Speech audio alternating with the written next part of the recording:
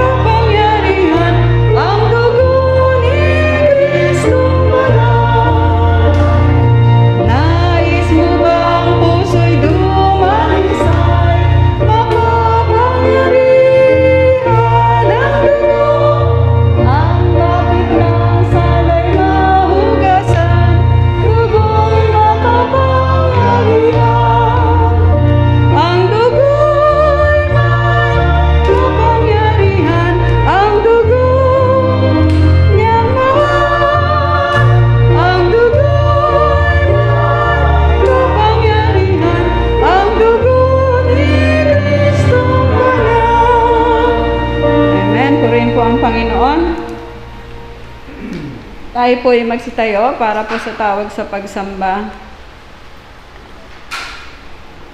O, sambahin niyo ang Panginoon sa kagandahan ng kabanalan.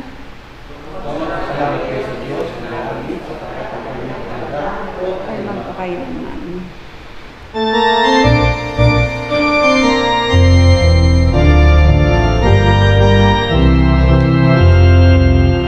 Sambahin natin at tuwalhatiin ang Diyos ay ating purihin.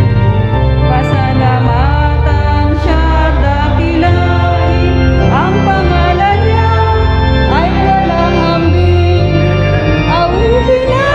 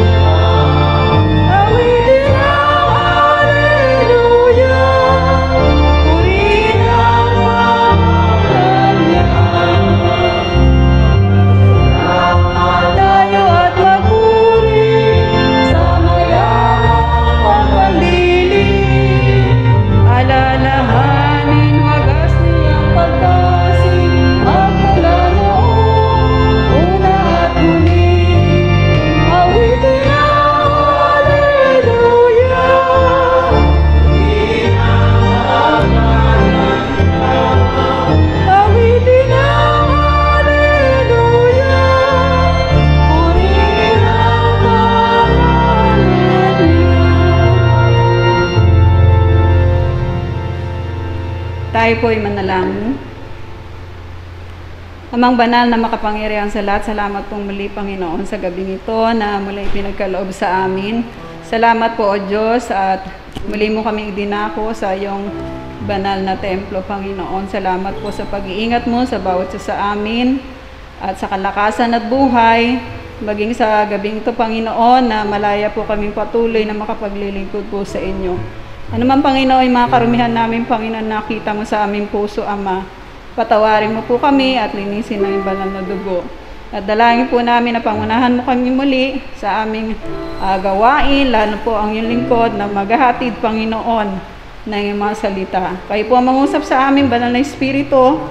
Kayo po ang siyang maging speaker namin sa gabing ito. Ang lahat na ito aming dalangin sa pangalan ni Jesus. Amen.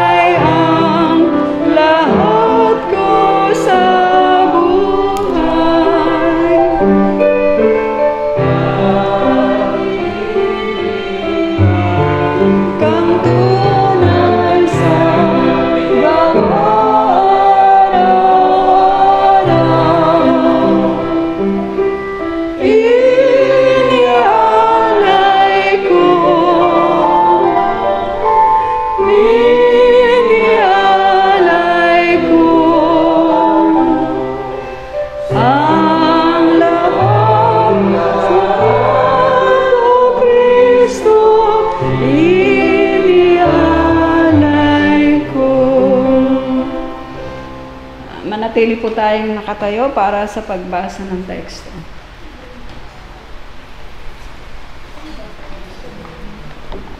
Samahan po ninyo ako sa pagbasa ng ating batayan mula po sa Ebanghelyo ayon kay Mateo, Kapitulo 6. Ang talata ay 9 hanggang 15. Ganito po ang sinasabi. Mateo 6, 9 hanggang 15. Ganito kayo mananalangin.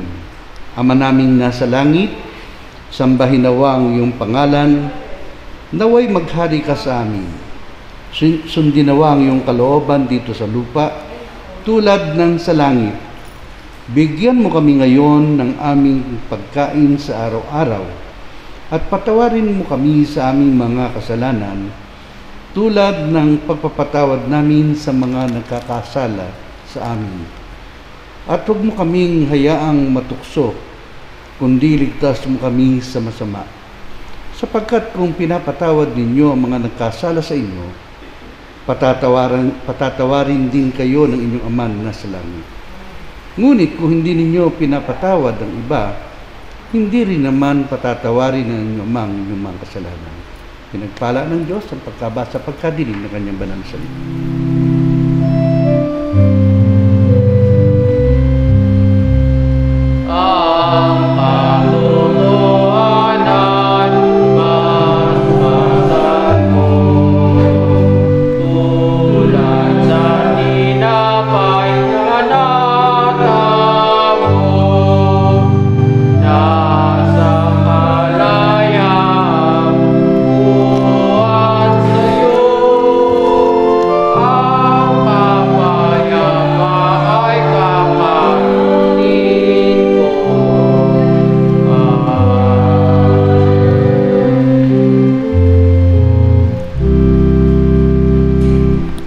Sabi po ng patnugot, umpo na kayo.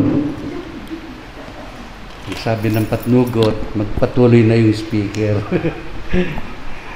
Sa huling midweek service para sa buwan ng Pebrero, kung saan sa kasalukuyan po ay ginaganap yung ating General Conference. Ang ina po ay mula alas 8:10 hanggang alas 6:20. Kaya nandiyan po kami sa Freedom para sa isang patuluyang komperensya. Ang inyong pong lingkod ang naging tagapangasiwa sa Zone 1, ang Pastor Murillo sa Zone 2, pero tayo po ay pinangasiwaan ng nasyonal sa iba't ibang mga pag-uusap. sa siguro sabihin natin na sa maraming pagkakataon na dumating na sa ating mga buhay at mga karanasan, masasabi natin na ang batayan po natin ngayong gabi ay masyado ng gamit na gamit. Pati na po doon sa mga awitin ay inaawit na yung tinatawag na the Lord's Prayer. Ano pat ito pong mismong batayan natin ay masasabi natin na parang pangkaraniwan na sa bawat mananampalataya. Pero alam po ba ninyo na sa banal na kasulatan, ito po ay isa sa mga itinurong panalangin ng ating Panginoon para sa kanyang mga tagasunod. Na kapag sinabing itinuro ng Panginoon para sa kanyang mga tagasunod, sa lahat ng henerasyon, ito po hindi nagbabagong prinsipyo. Isang katuruan mula sa Panginoon na sa lahat ng henerasyon ay ipagpapatuloy at ipinagpapatuloy yung ganoong diwa ng pagtingin at pagkilala sa kanyang mga salita.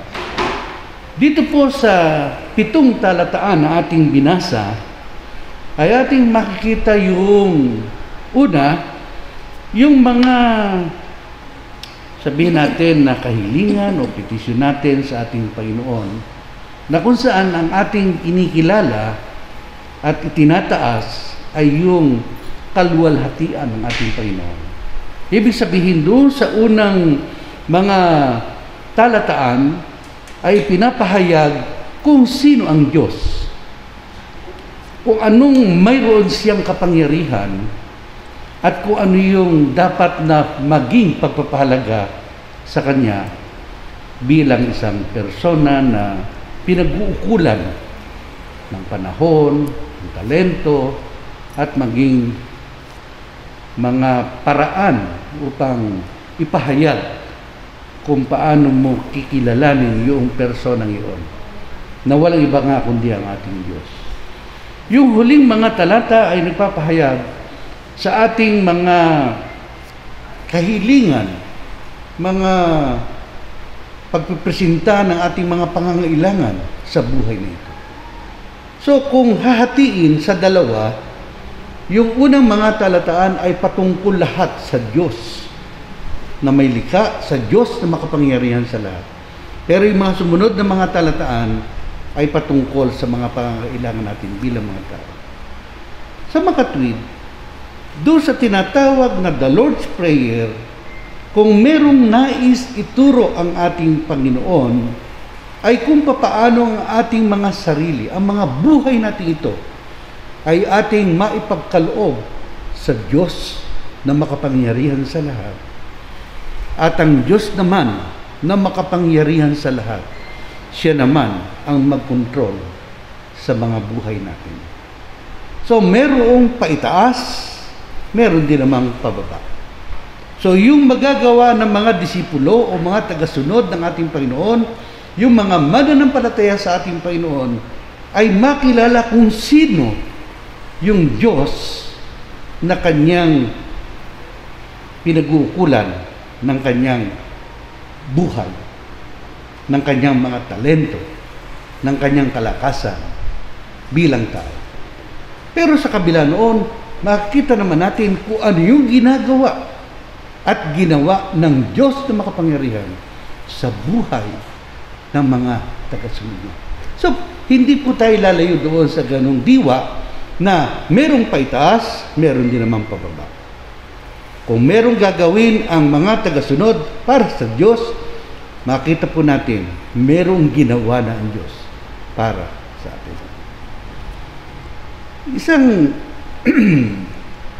kitang-kita na kapahayagan ay nandoon sa verse 9.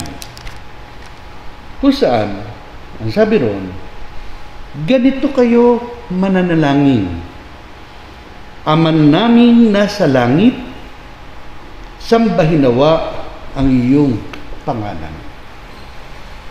Makikita po natin na dito sa itinurong panalangin ng ating Panginoon ay ipinapahayag kung sino ang Diyos na tatawagan, kung sino ang Diyos na pag-uukulan ng ating pananalangin.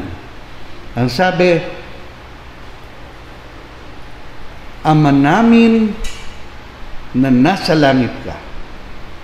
Sa totoo po, kahit yung lokasyon, no? Yung location, sa totoo lang ay yung pagitan ng langit at ng lupa ay hindi natin kayang sukatin. At doon sa literal na pagtingin, kung tayo naririto sa lupa o earth, at ang Diyos ay nasa langit, isipin natin kung gaano kalayo ang Diyos na ating tinatawagan. Pero, sa kabila noon, tinitingnan natin na siya ay malayo pero kinikilala natin ang kanyang kabanalan, ang kanyang kadakilaan, ang kanyang kapangyarihan. Ano pat, kahit malayo sa literal na kalagayan, ay pwedeng pag-ukulan ng ating pagsamba, ng ating paggalang, ng ating pagkilala, sapagkat karapat-dapat na sambahin ang Diyos, Ama, na siyang may likha ng langit at ng lupa. So, hindi mahirap intindihin na tayo ay mga nilalang at ang ating tinatawagan ang manglilikha. So, doon pa lamang ay makikita natin kung gaano kadakila ang Diyos na ating pinananalanginan, na ating tinatawagan, na ating kinakausap. Bagamat malayo ang langit at ang lupa sa kanyang pagitan, subalit sa mga anak ng Diyos, sa mga mananampalataya, sa mga sumusunod sa Kanya, ang sabi nga, isang panalangin lamang ang layo niya sa Diyos. Pero ang ating tinatawagang Diyos ay Diyos ng kabanalan.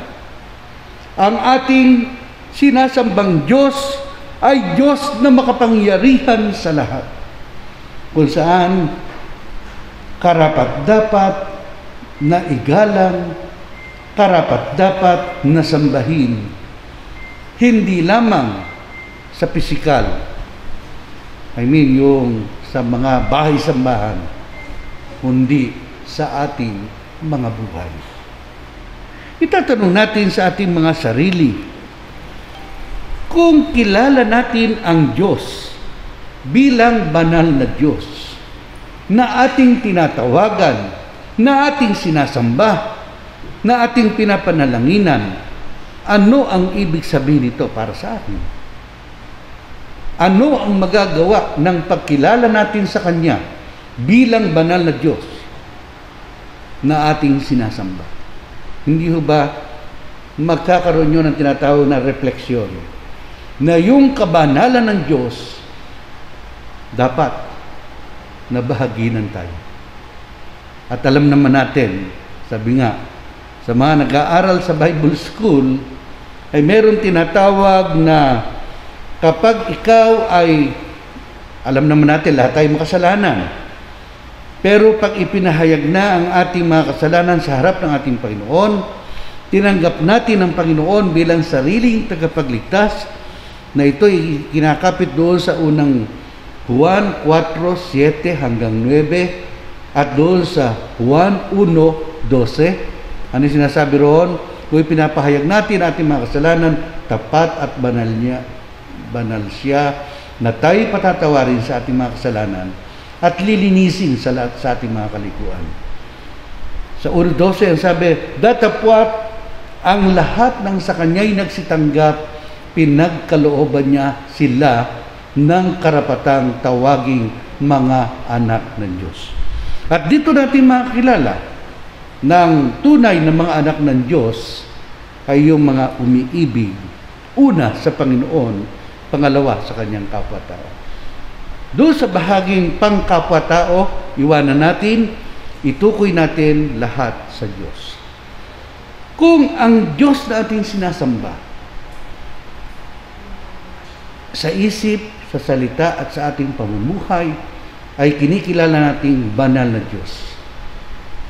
Dapat sa kilos, pananalita at gawa natin, maging sa ating pag-iisip,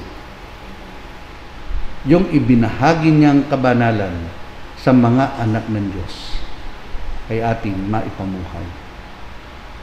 Sabihin natin, mahirap mamuhay na may kabanalan, pero ang Diyos mismo, sa pamamagitan ng dugo ng ating Panginoon Kristo, ang siyang naglinis sa lahat ng ating karumihan.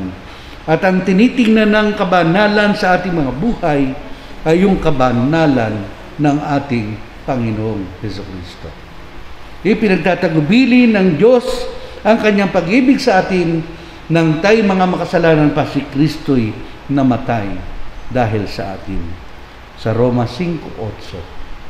Ano pa sa ating mga pamumuhay, sa ating mga pagkilos, sa ating mga paggawa, kung ang ating iniisip, ang ating pinibigyan ng pagpapahalaga ay yung kabanalan ng Diyos, maging sa ating pananalangin, mag-uukol tayo ng hindi lamang salita na sasabihin natin, Ama namin na nasa langit ka, sambahin nawa ang pangalan mo. Kundi sa tunay na diwa, naroon ang mataas na pagpapahalaga sa mataas na Diyos, sa banal na Diyos na tayo ay nagpapailalim sa kanyang banal na kapangyarihan. Nang sabi nga po doon sa Roma 12:1 at 2, ang sabi roon, kaya nga mga kapatid, ipinamamani ko sa inyo, alang-alang sa mga kahabagan ng Diyos, na inyong iharap ang inyong mga katawan na isang haing banal, kaaya-aya sa Diyos na sa inyong katampatang pagsamba. Verse 2, huwag kayo magsiayon sa takbo ng sanlibutan ito, kundi mag-iba kayo sa pamamagitan ng pagbabago ng inyong mga pag-isip, upang mapatunayan ninyo kung alin ang mabuti at lubos na kalooban ng Diyos.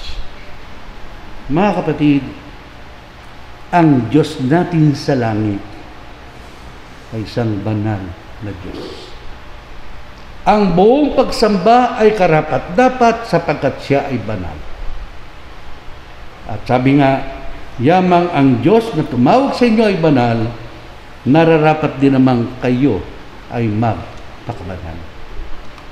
Loobin ng Diyos na ang kapangyarihan niya na dumadaloy sa lahat ng mga mananampalataya ay maranasan yung tunay na kapangyarihang nagbabago ng buhay. Nakatulad ng sinabi ni Apostol Pablo sa 2 Korintos 5:17, ng lahat, ano nga siya sabi ron?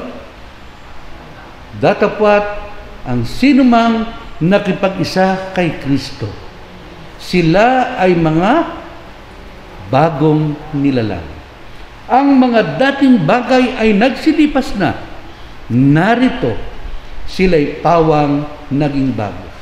So hindi lamang pala yung kabanalan ng Diyos ang ating makikita sa mga talatang ito, kundi ang makikita natin yung kapangyarihan ng Diyos na magpabago ng buhay ng mga sumasampalataya sa Kanya.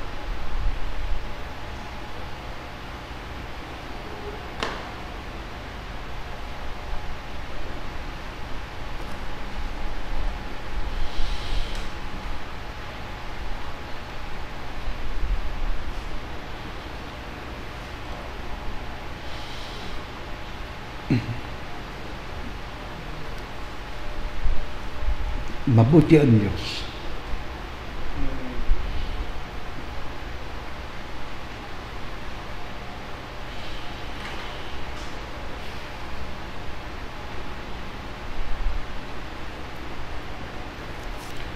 Sa mga kumikilala sa ating Diyos, hindi lamang nararapat na kilalanin na siya ang Diyos na manlilikha, na siya ay makapangyarihang Diyos, Hindi lamang nararapat na sabihin, siya ay karapat-dapat sambahin sapagkat siya ay banal na Diyos. Pinakamalinam, katulad ng sinasabi sa verse 10, kaya kinahinto, gusto kong ipailalim ang aking sarili. Sabi ron,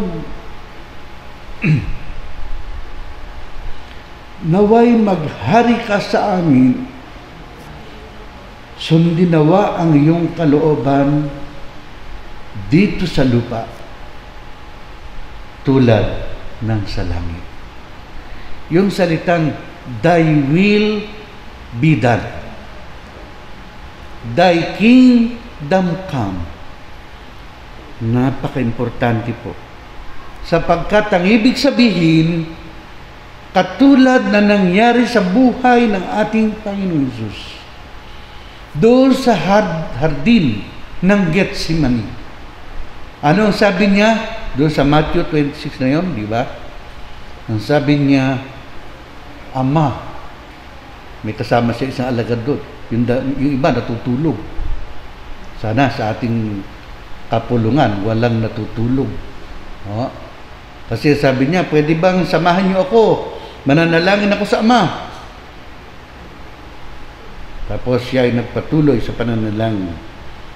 At doon sa kanyang pananalangin, sa totoo lang, ang unang intensyon ng Panginoon, ang kanyang sinasabi, yung kanyang damdamin, yung kanyang naramdaman. Panginoon, makalampas ako sa sarong ito. Ang ibig sabihin, Panginoon, huwag mo na akong pahintulutan. Ama, huwag mo nang pahintulutan, mamatay ako. Kasi nakita niya, nadadaman niya yung hirap, yung sakit, lalong higit yung kamatayan na kanyang kinakaharap. At doon sa pangyayaring yun ay ipinapakita ng ating Panginoon ang larawan nating mga sumasampalataya sa ating Panginoon. Na bilang tunay na tao ang ating Panginoon, naramdaman niya ang ating mga nararamdaman. Na kapag dumarating doon sa bingit ng mga pagsubok, lalo na kapag kamatayan, mismong siya, sabi, lumampas sa akin ang sarong ko. Ibig sabihin, huwag akong mamatay. Pero hindi po doon nagtapos ang kanyang pangungusap, ang kanyang panalangin. Ang sabi niya, gayon man, huwag ang ibig ko. Ang ibig mo, ang siyang musunod. Mga kapatid, ilang beses o ilang pagkakataon nang dumating sa ating mga buhay bilang mga mananampalataya na hindi natin naipailalim ang ating mga sarili sa kapangyarihan ng Diyos. Ilang beses nang sinunod natin ay ang ating sariling kagustuhan. Medyo napalayo tayo doon sa tinatawag na kanyang kalooban. Ang kalooban ng Panginoon ang dapat masunod sa ating mga buhay. Kung kinikilala natin ng Diyos ay Diyos ng kabanalan, Diyos ng kapangyarihan, dapat siya yung maghari sa ating mga buhay. Doon sa talatang 11 hanggang talatang 15, pero doon muna tayo sa 11. Ang sabi doon, dahil ito'y patungkol pa rin sa ginagawa ng Diyos sa buhay ng mga sumusunod o mga disipulo niya. Ang sabi roon, bigyan mo kami ngayon ng aming pagkain sa araw-araw. Minsan, may nagtanong. Ang nagtanong ay isang batang elementarya. Sabi niya, Tatay, bakit ba kinakailangan na kapag hihingi ako ng baon araw-araw kong gagawin na, Tay, pahingi ng aking baon. Bakit hindi mo na lang ibigay sa akin yung allowance ko sa loob ng 1 linggo? At nung ang batang ito ay mag-high school, ginagawa ng kanyang tatay, nanay, ibinibigay yung allowance sa loob ng 2 linggo. Ibig sabihin, 2 beses siyang lalapit sa magulang para hingin ang kanyang allowance. Nang siya ay mag-college, ang kanyang request, ibigay na yung 1 buong buwan para hindi na siya uuwi at humingi pa ng kanyang babaon. Baliktad. Nung siya ay high school, 2 beses ibinibigay ang allowance. Nang siya ay college, ginawa ang unang mga buwan na minsan lang 1 buwan. Pero hindi pa natatapos ang 1 semestre, ibinalik doon sa at least lingguhan. Sabi niya, Nay, Tay, bakit naman kung kailan ako nag-college, saka ako kinakailangan pa umuwi linggo-linggo para lamang kunin ang aking allowance? Alam mo, ang tatay ang nagsabi ng ganito, Anak, gusto ka namin makita, makausap, kahit minsan lang, 1 linggo, nasasabi kami sa iyo na makausap ka bago ibigay ang allowance mo. Ang ating Diyos nagtuturo na tayo ay lumapit sa Kanya at hingin ang ating pagkain sa araw-araw. Mas mabigat ang hinihingi natin, Panginoon.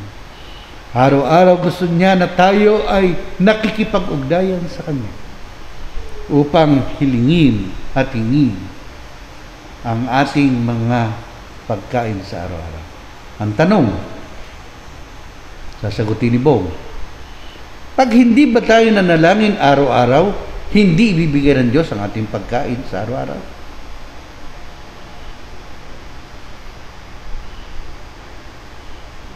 Sige, reserva mo na sa linggo. Anyway, kasi para pong pinapakita doon sa talata na kailangan nating humingi sa Panginoon ng ating pagkain sa araw-araw. Pero nasubok natin, lalo na sa panahon ng pandemya.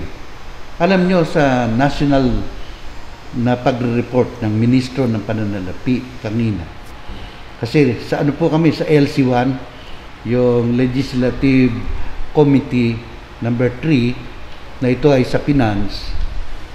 Sabi nga, ang goal pala ng national na pinagtibay na budget for 2020 ay 20.2 ang inaasahang papasok. Pero, ang aktual na pumasok ay umabot lamang sa halagang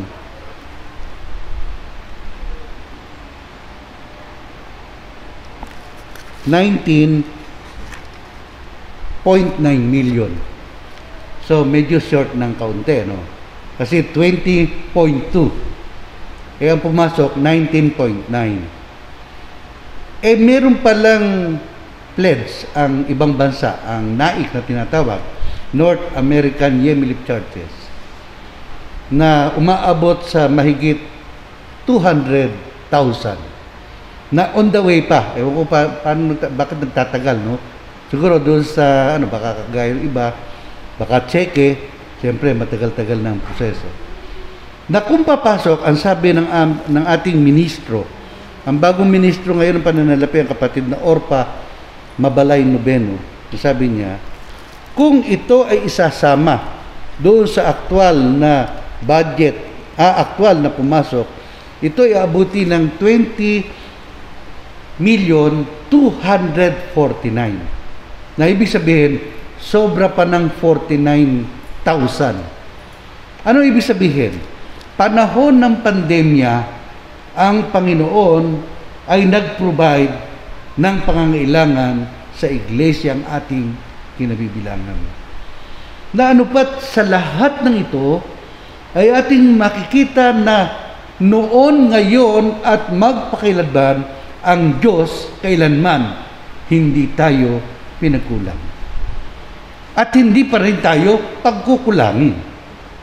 Pero ang nais ng ating Panginoon ay patuloy na lumapit sa Kanya. Araw-araw ay ipanalangin natin na tugunan ang pangangailangan hindi lamang natin sarili, lalo na ang ating komunidad.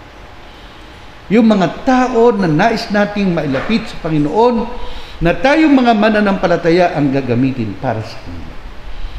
Ito ay isang kapahayagan na katulad ng Kanyang ginawang pagmamalasakit noon sa mga unang mananampalataya, ang mga Hudyo, ang bansang Kanyang pinili. Katulad, ito'y point of reference na lamang doon sa Exodus chapter 16, verses 1 to 21. Ang Panginoon araw-araw nagpapadala ng mana. Pagkain nila araw-araw. Na kapag sumikat na ang araw, yung mana natutunaw. Kaya't pag tinanghali ka ng gising, wala kang pagkain. Kaya medyo may katwiran din naman si Pablo doon sa Corinto, sabi niya, sa Thessalonians, sabi niya, yung ayaw magtrabaho, huwag kumain. Yung mga tamad, huwag pakainin. Kapag ang mga Hudyo tinanghali ng gising, wala na silang mana na makakain kasi matutunaw na yon sa sikat ng araw. Ano pat doon sa pagkakataong yun ay binigay ng Panginoon ang pangangailangan ng Kanyang bayan sapagkat ang Panginoon ay nagmalasakit sa kanila. Nangangahulugan ng ating Panginoon noon, ngayon at magpakailanman ay nagpapatuloy na ipadama ang Kanyang pagmamalasakit sa bawat isa sa atin, na kahit yung pagkain ng ating katawan, ayaw ng Panginoon tayo nagugutom. Ayaw ng Panginoon na tayo nangangailangan. Ipinoprovide na ng Panginoon ang lahat ng iyon. At sa huli, ay salamat, matatapos na. Ang sabi doon sa 12 hanggang 15, at patawarin mo kami sa mga kasalanan tulad ng pagpapatawad namin sa mga nagkakasala sa amin. Huwag mo kaming hayaang matukso, kundi ligtas mo kami sa masama. Sapagkat kung pinatatawad ninyo ang mga nagkakasala sa inyo, patatawarin din kayo ng inyong Ama na sa langit. Ngunit kung hindi nyo pinapatawad ang iba, hindi rin naman patatawarin ng inyong Ama ang inyong mga kasalanan. So, pinapakita sa mga talatang ito na hindi lamang pala ipinagkakalob ng Panginoon yung pangangailangang pagkain ng bawat isa sa atin. Inaasahan din ng Diyos na tayong mga mananampalataya, tayong mga sumusunod sa Kanya, alam natin na yung pagpapatawad niya ay merong kaakibat na responsibilidad na tayo rin ay matutong magpatawad sa iba. Ano po ang masasabi ninyo sa ganitong katwiran? Pinapatawad kita, pero hindi ko makakalimutan ang masamang ginawa mo sa akin. Meron kayang tunay na pagpapatawad doon? Dahil ang sabi nga, kapag ikaw ay merong pang-unawa na patatawarin mo ang iyong kapwa, ang iyong kapatid lalo na, hindi mo lamang uunawain ang kanyang kalagayan, lilimutin mo pati ang masamang ginawa niya sa iyo. At pagkatapos nun, ipapadama mo ang iyong pag-ibig sa kanya na parang walang nangyari, sapagkat ang pagpapatawad ay may kasamang paglimot. Sa gabing ito, paano natin mapapatibay ang ating kaugnayan sa ating Panginoon? Patuloy po natin siyang sambahin. Patuloy natin siyang igalang. Patuloy nating panghawakan ang kanyang kapangyarihan na hindi siya nagbabagong Diyos noon, ngayon, at magpakailanman. Na nagmamalasakit siya sa bawat isa sa atin, hindi lamang sa ating mga pisikal na pangangailangan, kundi pati na sa ating mga espiritual na kalagayan. Kung papaanong ang Diyos ay nagmalasakit sa kanyang bayan noon, siya pa rin ang Diyos na nagmamalasakit sa bawat isa atin ngayon. Ang kailangan lamang natin matutunang kilalanin ang ating Diyos.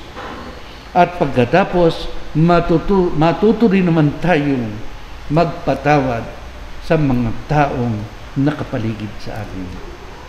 Sapagkat ang pagpapatawad ay ipinaranas sa atin una ng Panginoon.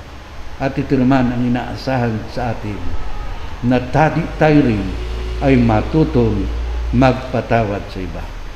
Paano kaya kung sakaling ang pagpapatawad ng Diyos ay ididepende talaga sa ating ginagawang pagpapatawad? Ang paraan ng mga tao, patawarin pero hindi malimot ang ginawang kamalian sa atin. Ang sabi nga, ang Diyos sa kanyang malalim na pagmamahal, pagmamalasakit sa tao, matapos patawarin sa lahat ng kasalanan, ibinaon sa ilalim ng dagat at nilimot ang lahat ng ating mga kasalanan. Loobin ng Diyos na doon sa panalangin na itinuro ng ating Panginoon sa kanyang mga alagad, na siya namang sinunod na ating mga alagad, mga unang tagasunod na ating Panginoon, makilala natin kung sino ang Diyos na ating sinasamba at pahalagahan natin ang mga kapwa natin na nangangailangan din naman ng kilos, pagmamalasakit mula sa atin para sa kanila. God bless.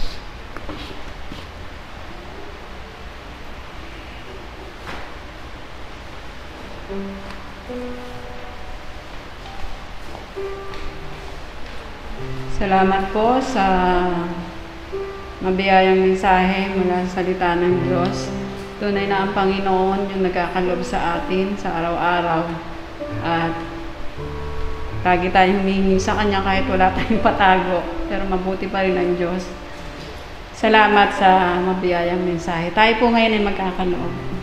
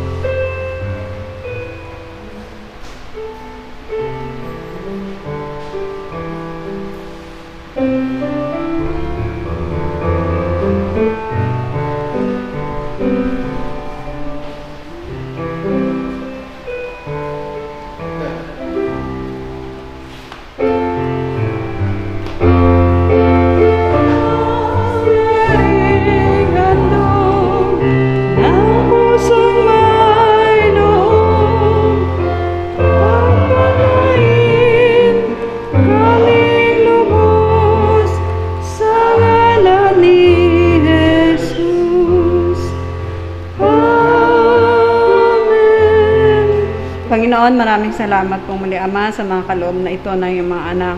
Dalangin namin, Ama, pagpalain mo po para sa pangangailangan ng mga gawain, para maipalaganap pa, Panginoon, ang iyong mga salita. Salamat po sa pangalan ng Jesus. Amen.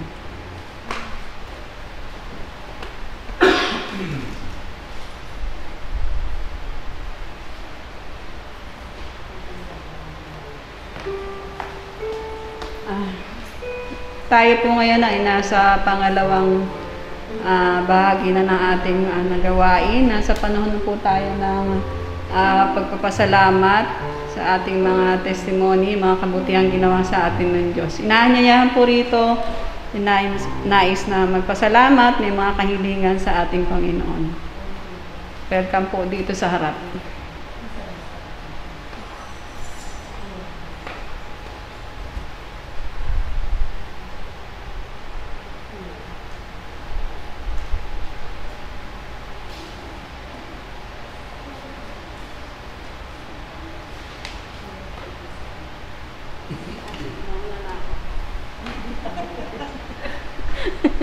Nanakot. Papasalamat muli po ako sa Panginoon sa buong 1,000,000 kalakasan at buhay pag-iingat sa aming lahat. At niling ko po na isama niyo po sila Ate Inday kasi kaya nga hindi ko siya kasama kasi lahat din sila inuubo. Siya at ang kanyang 2 anak. Kaya isama po natin siya sa panalangin kasi nga sa lamunan niya. At isama niya rin po yung asawa ko si Bernie kasi namamagay. 2 malalaking daliri niya na infection kasi nagupit niya ng husto yata yung anong tawag doon, ingrown. Kaya ayun, umiinom siya ng antibiotic. Sama po natin sa panalangin para humupa na yung kirot, yung sakit. At patuloy na isama din sa panalangin yung mga gawain namin, Bible study online, discipleship. At salamat sa Panginoon na nagkakaloob na mga tao na nakikinig sa kanyang mga salita. Maraming salamat. Ito po ang aking kaibigan. Tuloy po.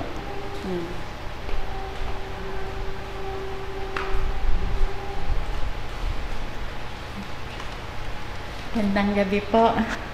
Na-miss ko ho kayo. Napunta po ako sa aking anak na nasa Dasma Bayan na po, sila Kitan. Aking mga apo, aking manugang na si Ramil.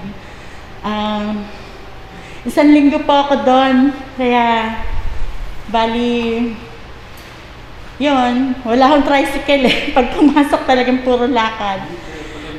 Kaya lang hindi naman ako nangayayat. Kasi pastor, pagdating sa tindahan, bibili po ako, may baon ho ako. Wala rin, bawi-bawi din. Kala ko nga ako, papayat ako eh. Hindi pala. Tapos kahit, yun nga yung sinabi ko nga, kahit malayo, malapit din, tuloy pa rin yung Bible study namin kay Ate Cora. Maano yung internet doon eh, malakas eh. Kaya, di kami napuputol. Yan. Tumatawag na nga po yung apo ko, kaya lang sabi ko hindi rin. Problema rin ako sa Ingram. Pumunta ako ng center ng isang araw, talagang madanggil lang talagang iiyak na ako, sobra. Sobra po. Akala ko nga bibigyan ako sa center, punta na naman ako nung isang araw. Sabi magbibigay daw ng gamot. Wala, bumili na ako sa generic. Malabo. Wala daw gamot. Kaya, kailangan tuloy-tuloy yung Cloxacillin para sa humupa yung sakit, yung pain. Ngayon okay na. 7 araw po, tuloy-tuloy. Pag nakaramdam kayo na medyo okay na, tuloy nyo pa rin po yung gamot. Kasi mahirap daw po pagka medyo nakaramdam na ng okay, hindi na tutuloy. Kaya yun daw ang ayaw ng doktor. Kaya pagka sinabing 28 pieces, 28 talaga, oo. Hindi ka puputol. Sa generic ako bumili, 750. Sa kasi, medyo mahal sa generics eh, 950. Tapos inanuhan din po ako ng Mepenamic sa pain. So yun. Kaya pagdating ko ng 7 o'clock, inom na ako niyan.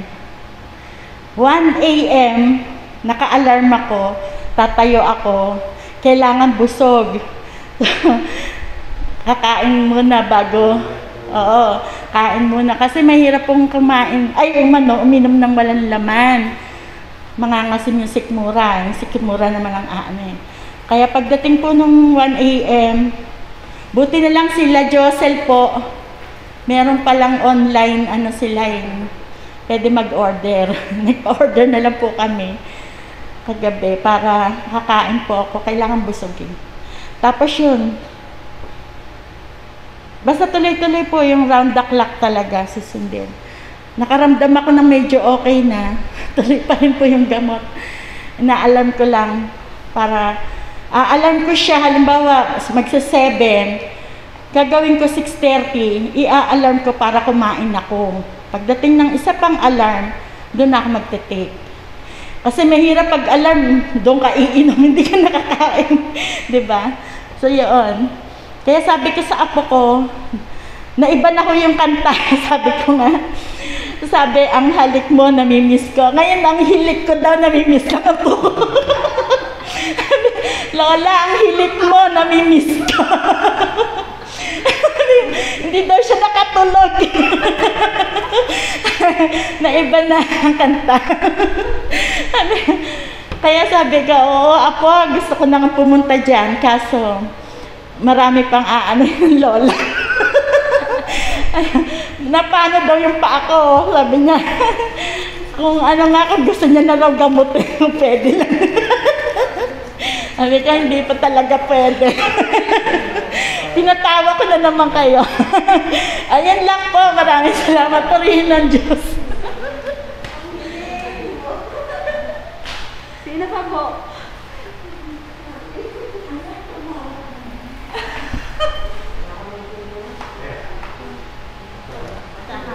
Ayan, kala ko wala kayo.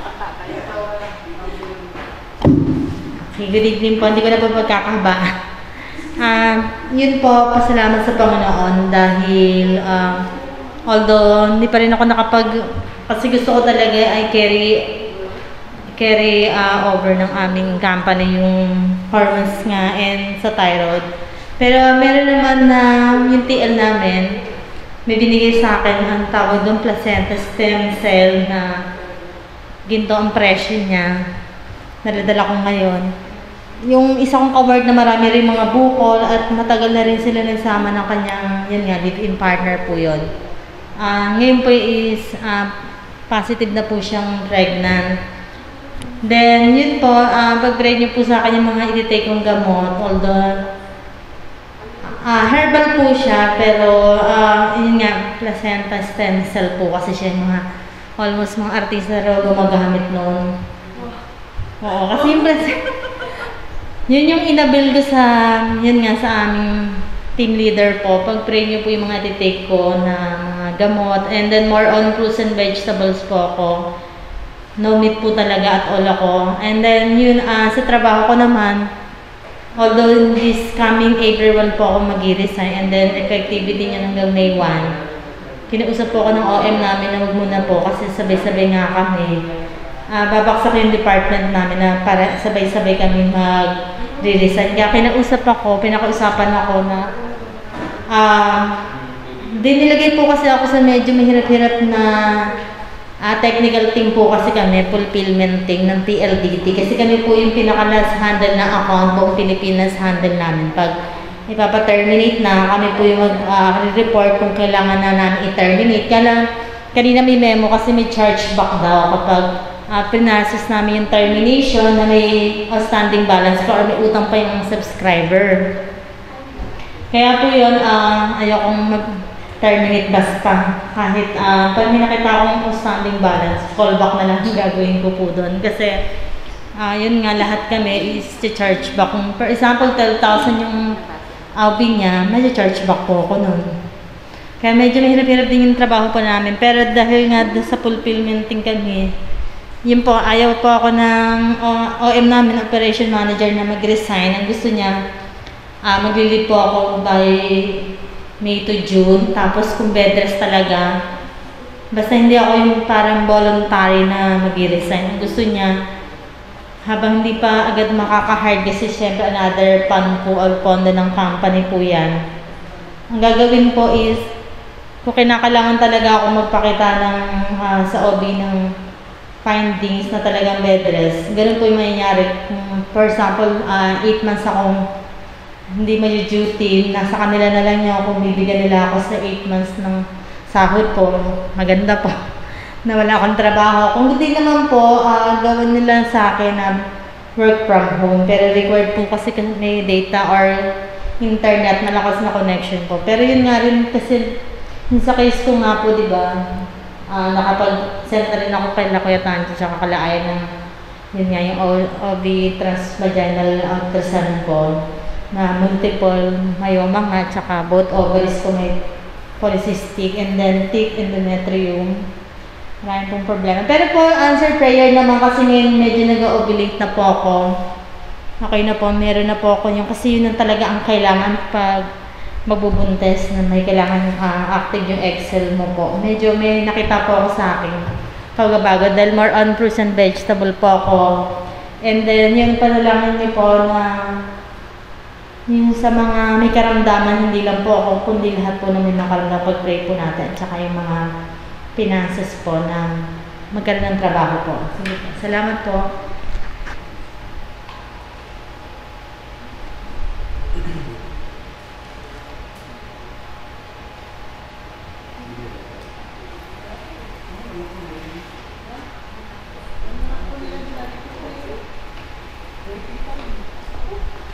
Wala na po na nais na tumayo at okay ng mga prayer request.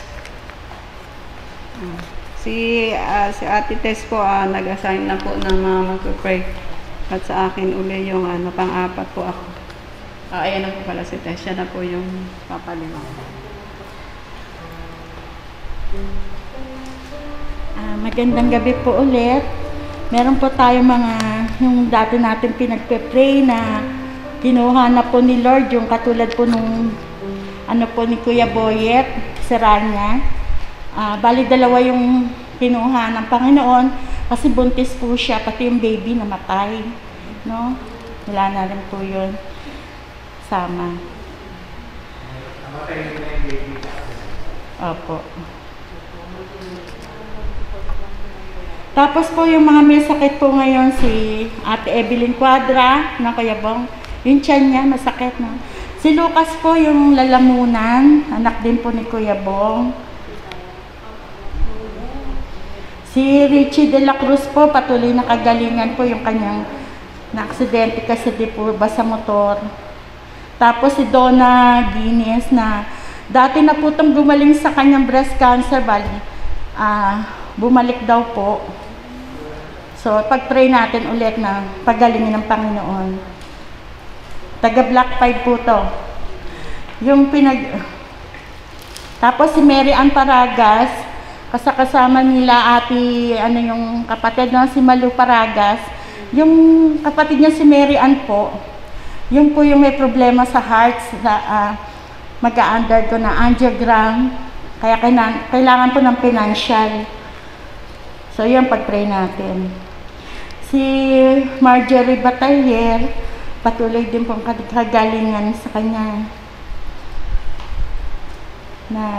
Nagbigay na rin po kami ng pagtulong sa kanya kasi kailangan niya rin po yata ng pag-check up na yung, alam ko ngayong Martes, nung nakaraang Martes na, chinek up siya.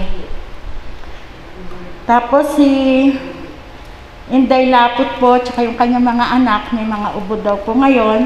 At yung anak din po ni Inday, at Inday na si Jeremy na patuloy na nagda-dialysis. Tapos, yung other matters naman to, si Vicky Joben, yung patuloy na prayer ng kanyang tinitirhan doon sa Black 5, ay bukas makikipagkita sila. 3 silang representative, no? Nakikipagkita sa attorney para kausapin yung attorney tungkol sa lupa diyan sa Black 5. Tapos si Ligaya Laor na nakikita natin dito, bago lang siya eh. Oo. Medyo malaki siya. Natandaan ko siya, nakakilala siya nung may nag-speak dito nung namatay si Kuya Remy. Kasi kasama niya yung kadyamin niya daw yun sa pagtoma. Yan. Sa mga salita. Ayun, kadyamin po. Hindi po namin Kainuman. Kainuman. So yun. Kumbaga, kabarkada. Yun. Apo, meron na po. May mga number na po sila doon. Other matters, Kuya Bong, no? Si Paolo Mangaya po, hindi pa rin daw po na MRI, sabi ni Ate Nautilus na kausap ko siya ng Sunday. Tapos po ito nga, yung mga iba, pagpe-pray pa rin natin, katulad ng mga nag-undergo ng radiation, chemotherapy, tuloy-tuloy pa rin po yan. So yun lang po, maraming salamat po.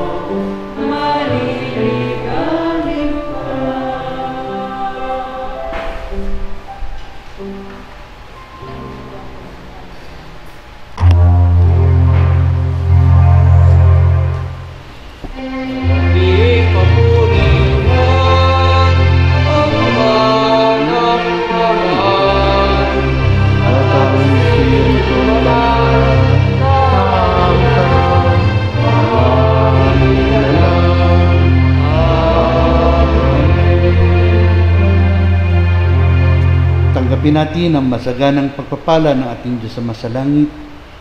Patuloy nating madama ang pag-ibig, ang patuloy na pagliligtas ng ating Panginoon Kristo.